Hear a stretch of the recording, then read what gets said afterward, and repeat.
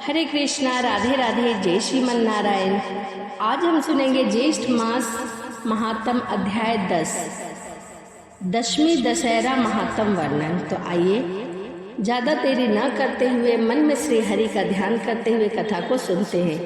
यदि आप मेरे चैनल पर नए हैं तो प्लीज़ चैनल को सब्सक्राइब और लाइक करना ना भूलें। और यदि आपने अभी तक ज्येष्ठ मास की कथाओं का श्रवण पान नहीं किया तो मैंने अपने चैनल पर वीडियो अपलोड कर दी है, आप वहां से जाके कथा सुन सकते हैं। तो आइए आगे की कहानी हम सुनते हैं। स्कंद जी कहने लगे कि हे ऋषि, ज्येष्ठ मास के आने पर भगवान विष्णु के मंदिर में जाकर दशहरा व्रत करना चाहिए और एकम से लेकर 10वीं तक भागीरथी के जल में स्नान करना चाहिए, यानी कि गंगा स्नान करना चाहिए। और ज्येष्ठ के महीने में श्री नारायण की प्रतिमा का पूजा करना चाहिए।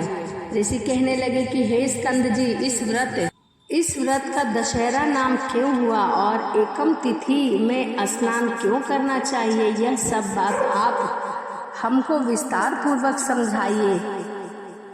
स्कंद जी कहने लगे कि हे ऋषि, ज्येष्ठ मास शुक्ल पक्ष 10वीं तिथि बुधवार, हस्त नक्षत्र, गर कर्ण, आनंद योग, व्यतीत पात योग, कन्या राशि के चंद्रमा और वृष राशि के सूर्य होने पर स्नान, दान, पूजन आदि करने से मनुष्य के सभी पाप नष्ट हो जाते हैं, सभी पापों से उसे मुक्ति मिल जाती है। इसीलिए इसका नाम दशहरा हुआ। इस दिन गंगा स्नान का अपना विशेष महत्व माना गया है। कहते हैं कि गंगा स्नान करने से सभी पापों से मुक्ति मिल जाती है और इस लोक में अनेक प्रकार के भोगों को भोगकर अंत समय में विष्णु लोक को ही प्राप्त होते हैं। इसकी इतनी माया है।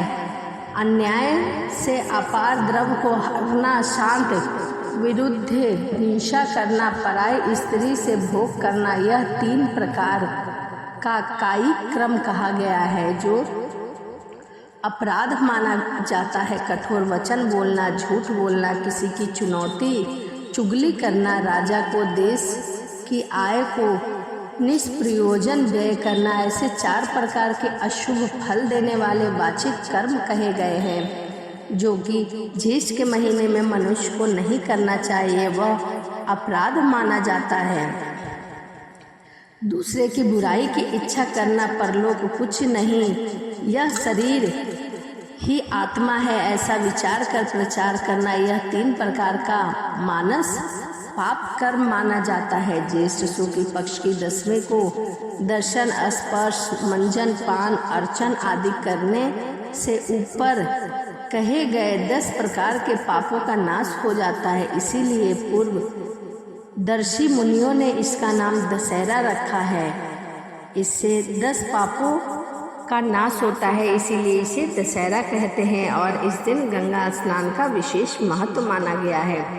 ज्येष्ठ शुक्ल दशमी के दिन स्नान मात्र करने से 10 जन्मों के अर्जित पापों का नाश हो जाता है, इसीलिए इसका नाम दशहरा हुआ है। और दशहरे के दिन गंगा स्नान करने के बाद हमें दान पुण्य अवश्य करना चाहिए। दशहरे के दिन इन पुरातन मंत्रों से श्री गंगा जी का पूजन करना चाहिए। मंत्र है श्री शिवा को नमस्कार है, शांता और नारायणी को नमस्कार है, 10 विध पापों का नाश करने वाली श्री गंगा जी को नमस्कार है, माँ भागीरथी को नमस्कार है। इस प्रकार इनके मंत्रों को बोलकर माँ गंगा की पूजा अर्चना करनी चाहिए। उसी स्थान में महान ओजस्वी 10 देवताओं का पूजा करें। 10 देवताओं के नाम नारायण, महेश, ब्रह्मा, सूर्य, भागीरथ, हिमवान, स्कंद, गणेश, चंडी और सोम हैं। गंगा किनारे बैठकर इन सभी देवताओं के नाम लेकर पूजा करना चाहिए। इनका अपनी शक्ति के अनुसार पूजा कर 10 फलों का पृथक पृथक पूजा करें और शत के 10 पिंड बनाकर जल में छोड़े। 10 पसर तिल 10 ब्राह्मणों को देकर गाय एवं सर्वरूपेण नमः, गंगाए सर्वरूपेण नमः, इस मंत्र का पूजन अवश्य करें और इस मंत्र का उच्चारण अवश्य करें तथा अपनी शक्ति के अनुसार गुड़ के 10 पिंड देवे यथाशक्ति स्वर्ण के मछली, कच्छप यानी कि कछुआ, मंडूक, शिशुमार आदि बनाकर चांदी का या किसी दूसरे धातु या पिसान का बनाकर उनका पूजा करे और उसके बाद उन्हें जल में छोड़ दे। वहीं गंगा किनारे पर बैठकर ही पूजा करे। उसके पश्चात 10 सेर तिल, धान्य और जौ ब्राह्मण को देवे और 10 गौओं का दान ब्राह्मण को देवे। इस प्रकार कंजूसी नहीं करना चाहिए और दान करके हमें पूजा करना चाहिए। पकवान तथा पायस का भोजन ब्राह्मणों को करावे तो 10 जन्मों के अर्जित पापों से मुक्ति मिल सकती है। इसमें कोई संशय नहीं है। ज्येष्ठ मास के शुक्ल पक्ष को एकम तिथि से लेकर 10वीं तिथियों में दशाश्वमेध तीर्थ का स्नान करने के समस्त फल मिलते हैं और सभी पापों से मुक्ति मिल जाती है। इसीलिए एकम से लेकर 10वीं तिथि तक हमें गंगा स्नान करना चाहिए, दान पुण्य करना चाहिए, ब्राह्मणों को यथाशक्ति के अनुसार भोजन कराना चाहिए। ज्येष्ठ शुक्ल पक्ष के एकम से लेकर समस्त जन्म के पाप को नष्ट करने वाली 10वीं तिथि पर्याप्त सभी तिथियों में क्रम से स्नान करने वाले मनुष्य में श्रेष्ठ होता है। इसीलिए और दशहरे के दिन दशाश्वमेधेश्वर के लिंग का दर्शन करने से 10 जन्मों के अर्जित पापों का नाश होता है। इसमें कोई संशय नहीं है और दशा योग नाम इसकी प्रसिद्धि होती है। 10वीं के दिन तो 10 योगों का संबंध हो अथवा ना हो, अकेले ज्येष्ठ मास ही सर्वश्रेष्ठ माना गया है। समस्त योगों से रहित होने पर भी केवल ज्येष्ठ मास ही निश्चित रूप से मन वांछित फल देने वाला कहा गया है, क्योंकि ज्येष्ठ मास बहुत ही उत्तम महीना माना जाता है। जैसे आकाश में नक्षत्र गणों के साथ चंद्रमा शोभित होता है, वैसे ही योगों के साथ ज्येष्ठ मास शोभित होता है। यह सभी योगों में अति उत्तम माना गया है। केवल योगी शोभित नहीं होते, बिना ज्येष्ठ मास के एकत्रित सब योग ही निष्फल हैं। इसमें कोई संशय नहीं है। इति श्री ज्येष्ठ मास महात्म शुक्ल दशमी दशहरा महात्म वर्णन 10वां अध्याय संपूर्ण। यहीं पर ज्येष्ठ मास की कथा अध्याय 10 यही समाप्त होता है। तो चलिए इसी के साथ वीडियो को समाप्त करते हैं और मिलते हैं अगली वीडियो में। कथा को पूरा सुने, क्योंकि अधूरा ज्ञान किसी काम का नहीं होता है। कथा को पूरा सुने और वीडियो आपको अच्छी लगी तो प्लीज़ चैनल को सब्सक्राइब और लाइक करना ना भूलें। तो चलिए इसी के साथ वीडियो को समाप्त करते हैं और मिलते हैं अगली वीडियो में। सभी को राधे राधे, जय श्रीमन नारायण, हरे कृष्णा। हरे कृष्णा, राधे राधे, जय श्रीमन नारायण। आज हम सुनेंगे ज्येष्ठ मास महात्म अध्याय 11 गंगा महात्म वर्णन। तो चलिए मन में श्री हरि का ध्यान करते हुए कथा को सुनते हैं। ऋषि लोग कहने लगे कि हे स्कंद जी, सभी योग्य पापों का नाश करने वाले और पुण्य को देने वाले, तो फिर ज्येष्ठ मास कैसे श्रेष्ठ कहा गया है? तो विधि पूर्वक बताइए। स्कंद जी कहने लगे कि हे ऋषि मुनि, ज्येष्ठ माघ शुक्ल पक्ष की हस्त नक्षत्र से युक्त 10वीं तिथि के दिन जो लोग प्रसिद्ध गंगा जी में स्नान करते हैं वह स्वर्ग में अवतरित हुए हैं। राजा भागीरथ घोर तप करने के पश्चात पापष्णी गंगा जी को लाए। इसलिए ज्येष्ठ मास सबसे श्रेष्ठ है और शेष योग ज्येष्ठ मास के सहचर अनुचर है। महीनों में ज्येष्ठ मास सबसे श्रेष्ठ माना गया है। ऋषि लोग कहने लगे कि हे स्कंद जी, भागीरथ जी किस कारण घोर तप करके गंगा जी को यहाँ पृथ्वी पर लाए तथा पृथ्वी से पहले गंगा कहाँ स्थित हुई थी, कृपया करके हमें बताएं।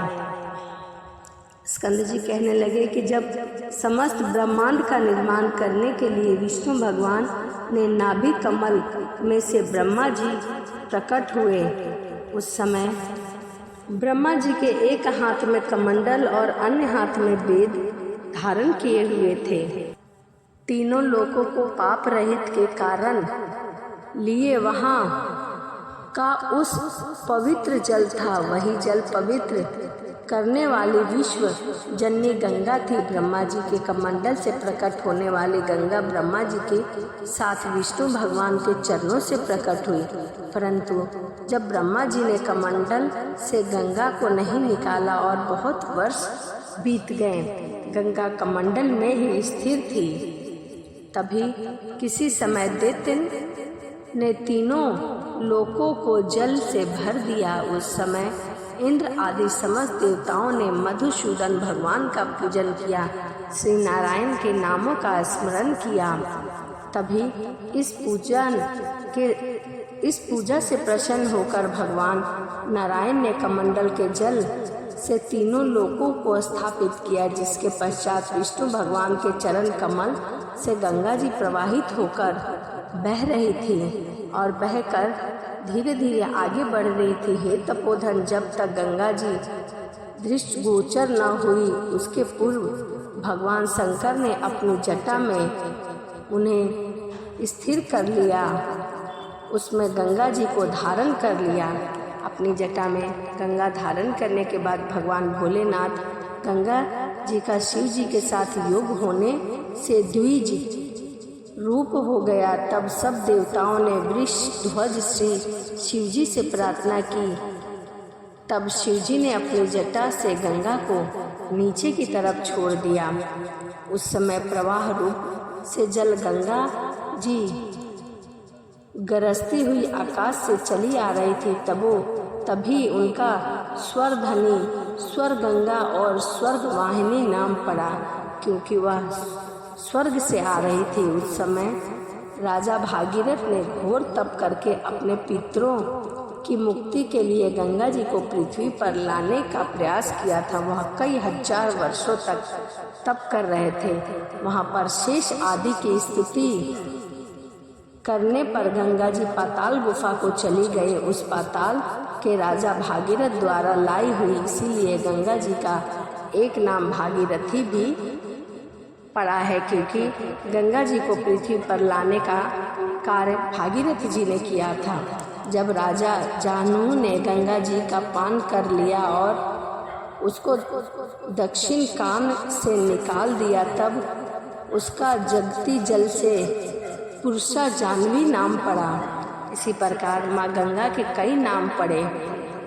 यही गंगा तीनों लोकों में भ्रमण करती हुई और तीनों लोकों की रक्षा करती है, इसीलिए जगत में गंगा का नाम त्रिपथा भी पड़ा। गंगा जी कमांडलु समुद्र भूता विष्णुपाद समूह भद्वा गंगा हर जटो दिवभूता स्वर धारणी लोक पावनी भागीरथी जानवी त्रिश्रोता भीषमशु मंदाकिनी भागवती त्रिलोक्यवासिनी।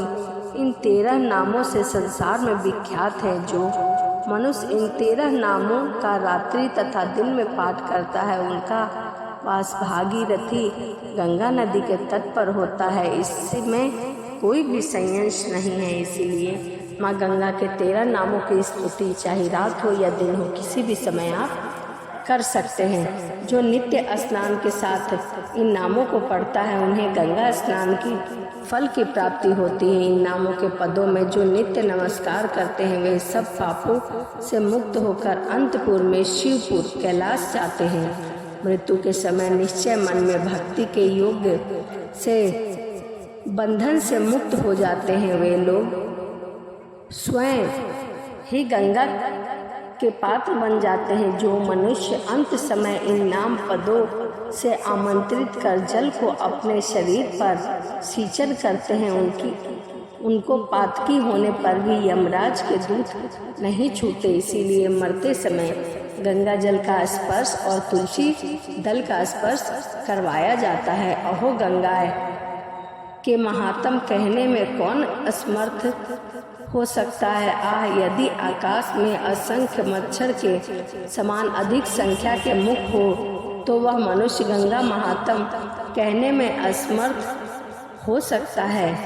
परंतु माँ गंगा के महात्म को जरूर सुनना चाहिए। इतिश्री ज्येष्ठ मास महात्म गंगा महात्म वर्णन 11वां अध्याय संपूर्ण। यहीं पर ज्येष्ठ मास की कथा अध्याय 11 गंगा महात्म यही समाप्त होता है। तो चलिए इसी के साथ वीडियो को समाप्त करते हैं और मिलते हैं अगली वीडियो में। सभी को राधे राधे, जय श्रीमन नारायण, हरे कृष्णा।